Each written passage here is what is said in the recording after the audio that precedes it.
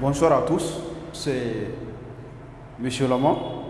Bienvenue dans ce nouveau cours intitulé Mouvement dans un champ uniforme. Précisément, le cours d'aujourd'hui porte sur le mouvement d'un projectile dans un champ uniforme. Nous allons définir c'est quoi le projectile. Nous allons définir c'est quoi le projectile. Donc retenez que tout simplement, un projectile, on appelle projectile.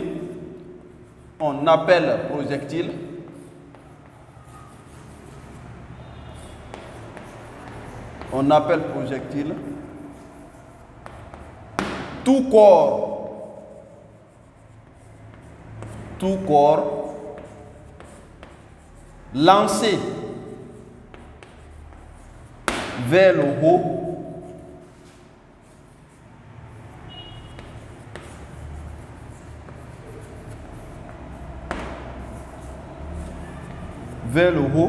pour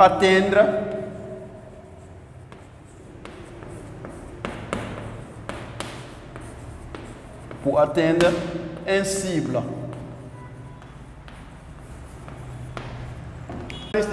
Donc retenez qu'un projectile est caractérisé par la trajectoire, par la portée horizontale et par la flèche.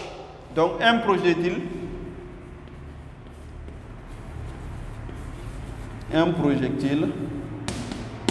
est caractérisé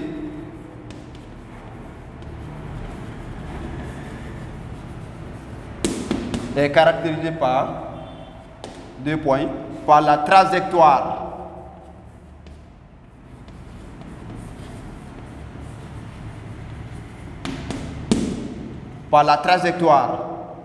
Par la portée horizontale. La portée horizontale.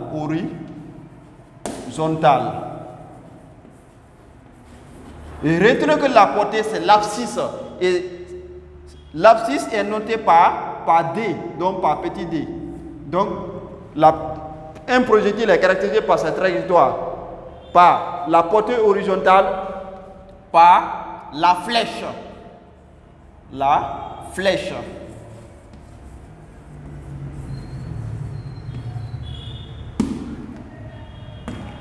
Retenez que la flèche est notée par H, ou on peut noter par Y. Donc retenez tout simplement que la flèche c'est l'ordonnée et la portée c'est l'abscisse. Étudions le mouvement de ces projectiles. Donc pour étudier le mouvement de ces projectiles, la première des choses, nous allons apprécier le système étudié. Après le système étudié, nous allons apprécier le référentiel d'études. Après le référentiel d'études, nous allons essayer de préciser ici, de faire ici l'inventaire des forces ou le bilan des forces. Le système étudié est un projectile de masse M. Un projectile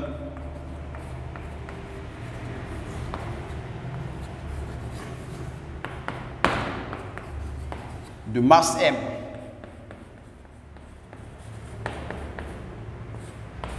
Un projectile de masse le référentiel d'études. Donc retenez tout simplement que le référentiel étudié c'est le référentiel galiléen supposé terrestre. Donc c'est le référentiel galiléen supposé terrestre. Donc référentiel galiléen supposé terrestre.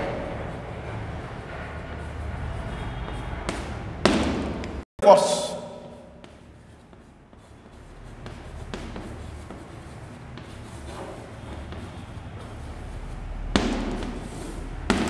Retenez que tout simplement, un projectile est soumis à une seule force. Et quelle est cette force? C'est le poids. Donc, il est soumis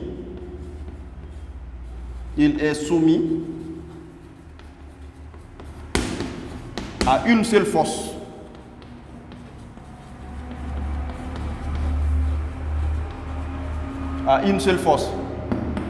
Qui est le poids. Le poids P égale à M fois J. Donc retenez que P c'est le poids égal à M fois G. M c'est la masse, G c'est l'intensité de pesanteur. Donc appliquons le théorème du centre d'inertie pour déterminer l'accélération. Donc appliquons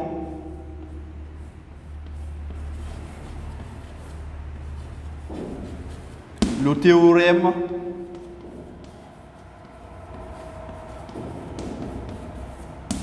du centre d'inertie.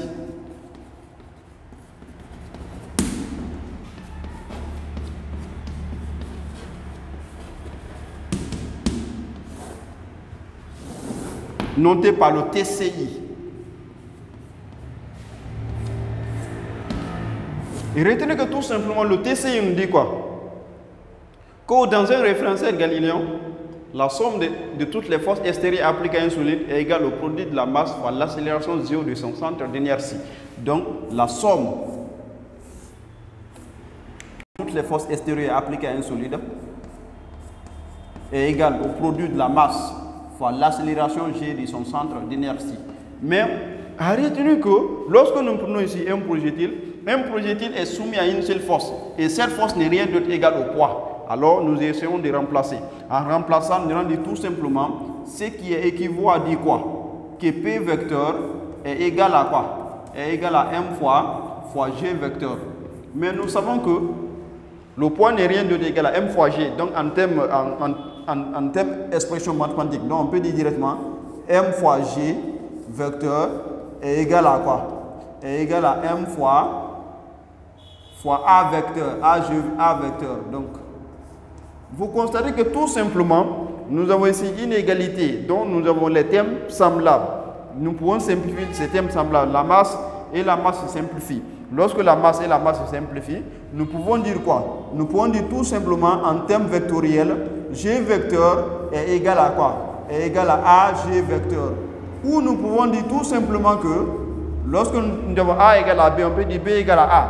Nous pouvons dire tout simplement que AG vecteur est égal à G vecteur. Très bien. Donc, nous allons déterminer les coordonnées de l'accélération, du vecteur accélération. Donc, retenez que tout simplement, nous sommes dans le plan. Lorsque nous sommes dans le plan, nous avons des coordonnées, à savoir x et y. En déterminant les coordonnées du vecteur accélération, nous allons déterminer tout simplement AX et AY.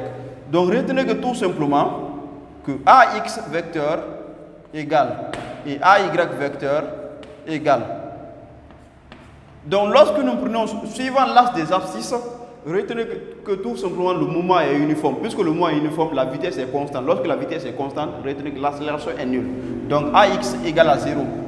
Et lorsque nous prenons l'axe des Y, au niveau de l'axe des Y, c'est un mouvement rectiligne uniformément varié. Mais quelle est la nature du mouvement? Donc, c'est un mouvement rectiligne uniformément retardé. Donc, nous allons dire tout simplement, en termes module, AY égale à moins G vecteur. Donc, voici les coordonnées du vecteur accélération. Donc, AX égale à 0 et AY égale à moins G. Terminons les coordonnées du vecteur vitesse. Donc, retenez que tout simplement par intégration, lorsqu'on était d'intégrer AX, en intégrant AX, on trouve directement Vx. On trouve directement Vx. Mais retenez que tout simplement Vx n'est rien d'autre égal à V0x. Vx est égal à V0x. Et lorsque nous prenons ici Vy, retenez que tout simplement lorsqu'on intègre AY, en intégrant AY, on trouve directement Vy. Vy serait égal à quoi? À moins Gt plus V0y. Mais d'après le chemin, en regardant le chemin, on peut dire quoi? Tout simplement, nous pouvons dire que tout simplement que V0x n'est rien d'autre égal à quoi? C'est le côté adjacent à l'angle. Donc le côté adjacent, c'est le côté qui forme l'angle. Donc retenez que V0y égale à quoi? C'est V0 fois cosinus de l'angle alpha. Or, que V0x égale à V0 fois cosinus de l'angle alpha et V0y égale à V0 fois sinus de l'angle alpha. Donc après, je vais démontrer. Donc nous avons ici, ça c'est le vecteur vitesse. En remplaçant V0x par son expression et V0y par son expression, nous obtenons tout simplement V vecteur A pour coordonner Vx égale à V0 cosinus de l'angle alpha et Vy égale à moins Gt plus V0 sinus de l'angle alpha. Alors voici les coordonnées du vecteur vitesse. Les coordonnées du vecteur position. Et donc, nous connaissons déjà les coordonnées du vecteur vitesse. à partir des coordonnées du vecteur vitesse, nous allons essayer de trouver les coordonnées du vecteur position. Donc retenez que tout simplement par intégration du vecteur de Vx, nous allons trouver l'abscisse. Donc V égale à quoi? V égale à V0 fois cosinus de alpha t. Et Y égale à moins 1 demi de gt carré par intégration de Vy, on trouve moins 1 demi de gt carré plus V0 sinus de l'angle alpha, le tout fois t. Alors, voici les coordonnées du vecteur position. Très bien. Trouvons l'équation de la trajectoire du mobile. Pour déterminer l'équation de la trajectoire du mobile, nous allons nous en servir des équations cartésiennes. Connaissons les coordonnées cartésiennes, donc x égale à v0 cos de alpha, le tout fois t, et y égale à moins 1 demi de gt carré plus v0 sinus de alpha, le tout fois t. Alors, nous allons supposer ici la première équation, nous allons par l'équation 1 et celle-ci, nous allons par l'équation 2. Et arrivé à ce niveau, qu'est-ce que nous allons essayer de faire? Nous allons revenir dans l'équation 1. Nous allons dire dans 1. Nous avons x égale à v0 cosinus de l'angle alpha, le tout fois t. Nous allons essayer de tirer le temps. En tirant t, l'ami de l'inconnu vient au dénominateur. Nous pouvons dire que tout simplement t égale à quoi? Le dénominateur sera v0 cosinus de alpha. Donc v0 cosinus de alpha et x au numérateur. Et nous allons essayer de remplacer t dans 2. Donc remplaçons dans 2.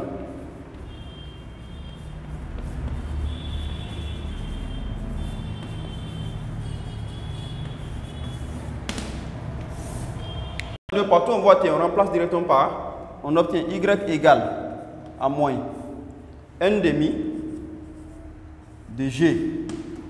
Nous avons ici t carré. Oh, t carré c'est quoi? C'est x sur v0 cosinus de l'angle alpha, le tout au carré, plus v0 sinus de alpha, le tout fois t. Mais nous connaissons déjà t. T c'est x sur V0 cos de l'angle alpha. Donc tout simplement y égale à moins.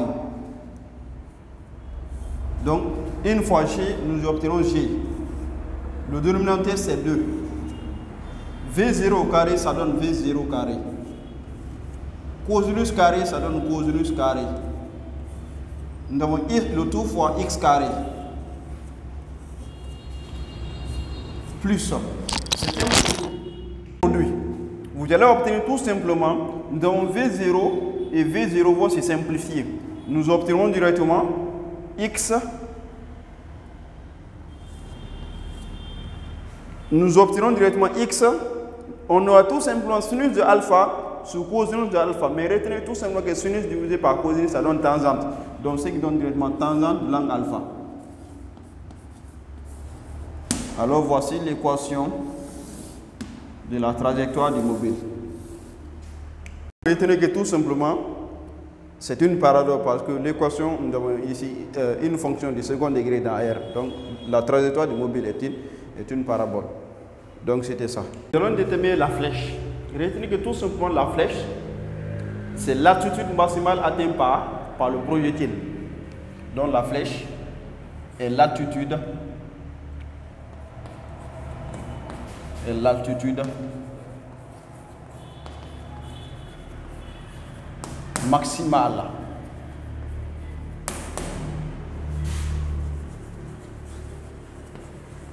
atteinte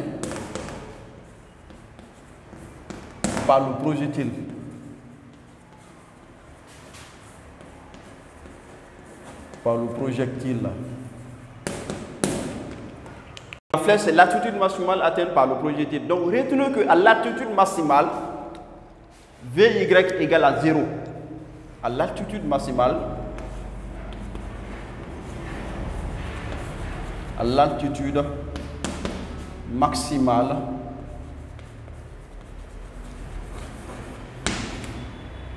Vy égale à 0. Et tout à l'heure, nous avons déterminé les coordonnées de Vy. Et nous avons dit quoi? Que Vy égale à quoi? que Vy égale à moins Gt plus V0 sinus de l'angle alpha. Mais on a dit qu'à l'altitude maximale, la vitesse Vy égale à 0. Or, Vy égale à 0. Ce qui équivaut à dire quoi? Que moins Gt plus V0 sinus de l'angle alpha, ceci égale à 0. Alors, si tel est le cas, nous allons essayer de déplacer V0 fois sinus de alpha au deuxième membre. En le déplaçant au deuxième membre, nous obtenons directement un signe négatif. Nous obtenons moins Gt égale à moins V0 sinus de l'angle alpha. Et nous devons essayer ainsi moins. En mettant toute l'expression par moins, nous obtenons plus. Et on tire T. T serait égal à quoi? T serait égal à V0 sinus de l'angle alpha, le tout divisé par G. Donc nous allons conserver. Nous allons faire un semi-encadrement. De remplacer T dans l'équation cartésienne.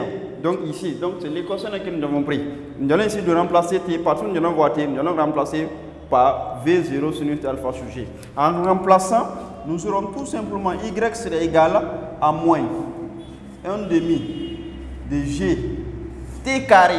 Or T c'est V0 sinus de alpha sur G, le tout au carré, plus V0 sinus de l'angle alpha, le tout fois T. T aussi n'est rien d'autre égal à V0 sinus de l'angle alpha sur G. Nous obtenons Y égale à moins 1 demi de G, mais nous avons ici G carré. Retenez que tout simplement le carré et le G vont se simplifier. Donc G carré, donc G au carré n'est rien d'égal à G fois G, G fois G, G simplifie, le G la quitte et nous obtenons, au dénominateur ici nous obtenons G. Ici ce qui donne directement V0 carré sinus carré de l'angle alpha plus nous avons V0 fois V0, ce qui donne V0 carré. Sinus de alpha fois sinus de alpha, ça donne sinus de alpha au carré. Le tout sur G. Très bien. Nous essayons de les multiplier. On obtient Y égale à 2 fois G, ce qui donne 2G, moins 1 fois V0, ça donne directement moins V0 carré fois sinus carré de alpha plus V0 carré sinus carré de alpha, le tout sur G. Nous allons essayer de les rendre au même dénominateur. Et pour les rendre au même dénominateur, nous allons essayer d'appliquer tout simplement la méthode de PPCM. Et nous constatons que tout simplement, les deux fractions, on peut les rendre au même dénominateur. Alors, on constate qu'ici nous avons G, ici nous avons DG. Alors, pour avoir DG ici, qu'est-ce qu'il faut faire? Il faut multiplier tout simplement le numérateur et le dénominateur par 2. Lorsque nous multiplions le numérateur et le dénominateur par 2, nous aurons tout simplement le même dénominateur. Alors, on obtient Y égale, on conserve le même dénominateur qui est 2G. Retenez que le 2 que nous avons multiplié ici, ça multiplie non seulement le numérateur et ça multiplie aussi le dénominateur. Et pour avoir 2G ici, il faut multiplier par 1. Une fois moins V0 carré, ça donne directement moins V0 carré. Sinus au carré de alpha, plus 2 fois V0, ça donne directement 2V0 carré, sinus au carré de l'angle alpha. Mais regardez tout simplement, nous avons moins V0 carré sinus de alpha et plus 2V0 sinus de alpha. Retenez que tout simplement, lorsqu'on soustrait 2 moins 1, ça reste 1. Mais le signe 1 est sous-entendu. Donc nous obtenons directement Y égale à barre de fraction à V0 carré sinus au carré de l'angle alpha sur 2G. Tout simplement, la flèche Y n'est rien d'autre égal à H. Donc Y égale à H égale à quoi? À V0 au carré sinus au carré de l'angle alpha, le tout sur DG. Retenez que la flèche est maximale si l'angle alpha égale à pi demi. Et retenez que tout simplement pi demi n'est rien d'autre qu'à 90 degrés. Donc la flèche est maximale si alpha est égal à pi demi. Et pi demi en degrés c'est 90 degrés.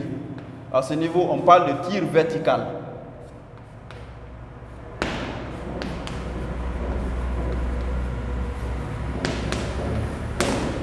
Donc nous allons essayer de remplacer dans cette expression. Mais retenez que tout simplement que sinus de pi demi c'est 1. Autrement dit, sinus de 90 degrés c'est 1. Donc en remplaçant dans cette expression, nous obtenons directement h max égale.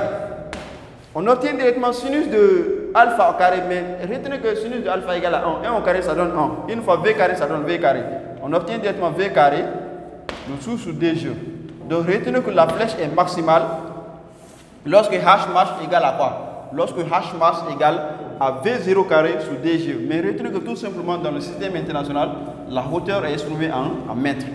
Que la portée est l'abscisse du projectile au point C de la trajectoire d'ordonnée de l'une. Donc à ce niveau, connaissant l'équation de la trajectoire, nous venons de dire que la portée c'est l'abscisse du projectile au point C d'ordonnée nulle. Donc nous allons essayer d'annuler tout simplement l'équation de la trajectoire. En annulant l'équation de la trajectoire, nous allons trouver directement la portée. Donc cela veut dire quoi?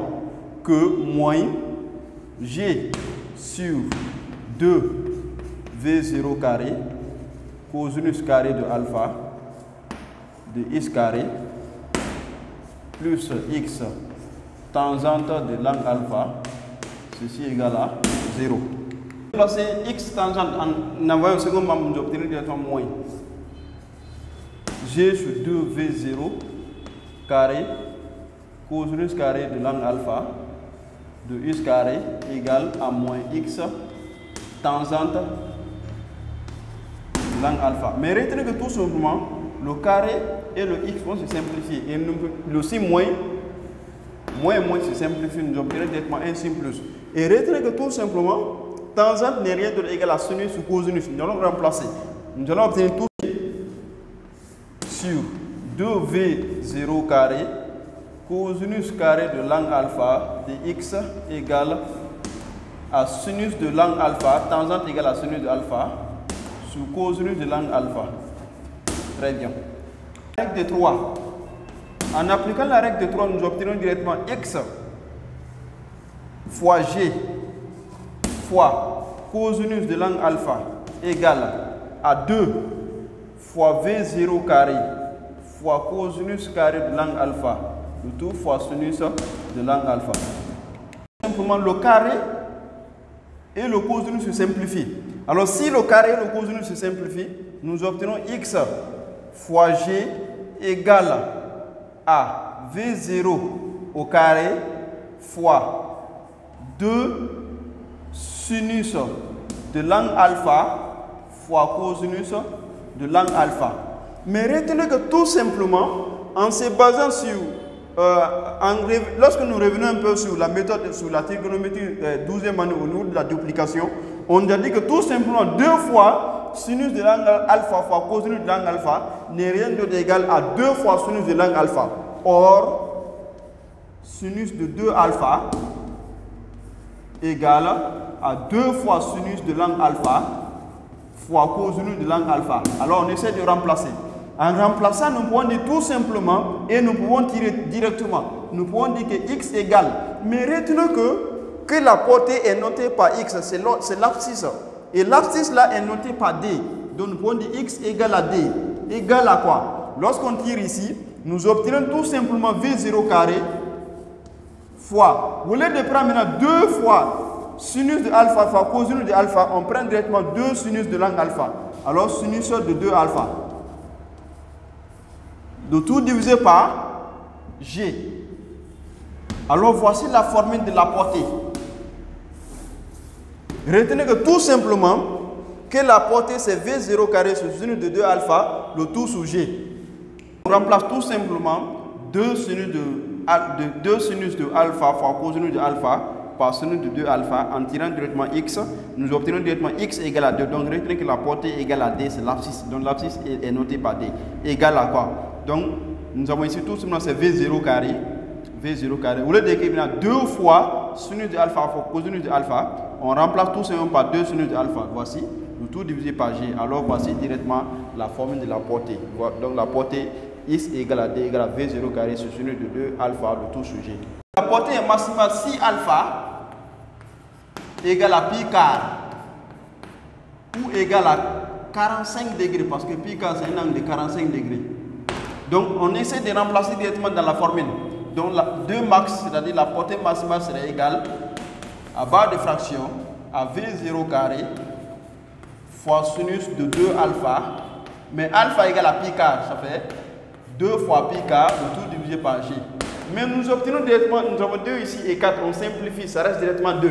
Alors ce qui donne directement V0 carré sinus au carré sinus de pi quart, de pi demi, parce que 4, on simplifie directement 2 et 4, ça reste pi demi. Mais retenez que tout simplement sinus de pi demi est égal à 1, c'est un angle de 90 degrés. Une fois V0 carré, ça donne V0 carré. Alors on trouve directement 2 masses serait égal à tout simplement à V0 carré, le tout divisé par g. Alors c'est la formule de la portée massive, Les angles de tir. Pour déterminer les angles de tir, nous allons utiliser la formule de la portée D égale à V0 carré sur sinus de 2 alpha sur g. Et à ce niveau, nous allons essayer de tirer sinus de 2 alpha. Alors nous allons dire tout simplement sinus de 2 alpha serait égal à quoi? C'est la portée fois g, ça fait D fois g, le tout divisé par V0 carré. Alors, retenez que tout simplement, nous avons besoin de alpha. Alors, pour tirer alpha, qu'est-ce que nous allons essayer de faire? Nous allons essayer de prendre sinus moins 1 membre à membre. Nous allons dire tout simplement 2 alpha serait égal à sinus moins 1 de facteur de D fois G, le tout divisé par V0 carré. Alors, lorsque nous voulons tirer alpha, nous voulons dire tout simplement alpha égale à quoi? Alpha égale à barre de fraction de sinus moins 1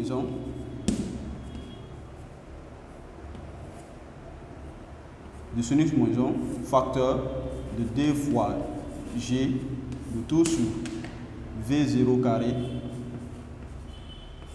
le tout divisé par 2. Alors ça c'est la formule de alpha. Pour alpha égale à alpha 1, nous pouvons noter ici par alpha 1. Et lorsque si nous prenons alpha 1 est appelé tir tendu. Donc on appelle ça tir tendu. Donc lorsque nous prenons alpha 1 égale à sinus moins 1 de D fois G sur V0 carré, le tout sur D, alors nous obtenons ici alpha 1. Pour déterminer alpha 2, retenez que tout simplement alpha 1 plus alpha 2, donc retenez que la somme des deux angles nous donne un angle de 90 degrés. Donc alpha 1 plus alpha 2 donne 90 degrés. Alors nous allons dire alpha 1 plus alpha 2 égale à pi demi. Mais 90 degrés c'est pi demi. Alors nous pouvons tirer tout simplement alpha 2. Retenez que alpha 2 égale à quoi? C'est pi demi moins alpha 1. Autrement dit, alpha 2 égale à 90 degrés moins alpha 1. Alors si on calcule alpha 1 à travers cette expression, on revient directement pour déterminer alpha 2, on prend directement alpha 2 égale à 90 degrés moins alpha 1. Tapez tir cloche. Tir cloche. La vitesse du projectile au point C. Alors, pour déterminer la vitesse du projectile au point C, nous allons appliquer directement le TEC. D'après le TEC,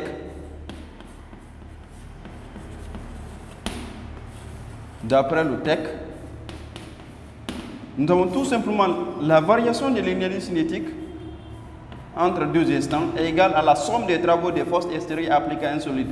Donc, à la somme des travaux des forces extérieures appliquées à un solide. Alors, lorsque nous prenons ici la variation de l'énergie cinétique n'est rien de l'égal à l'énergie cinétique finale moins l'énergie cinétique initiale. Mais l'énergie cinétique finale c'est au point C. Donc c'est l'énergie cinétique finale en C moins l'énergie cinétique finale initiale. Donc c'est égal à quoi? À travail de P. Parce qu'on a dit quoi? Lorsque nous prenons ici un projectile est soumis à une seule force. Mais nous avons dit quoi? Par définition, l'énergie cinétique c'est 1/2 de la masse fois la vitesse au carré. Alors ce qui équivaut à dire quoi? que 1 demi de M VC carré égale à 1 demi de M V0 carré qui est égal à travail de P. Mais vous savez que le travail du poids n'est rien d'autre égal à quoi? À l'énergie potentielle. Donc c'est le poids fois la hauteur. Alors nous pouvons dire tout simplement 1 demi MV carré moins 1 demi de MV0 carré qui est égal à travail du poids. Mais retenez que le travail du poids n'est rien au poids fois la hauteur, mais le poids c'est M fois G. On obtient directement MGH.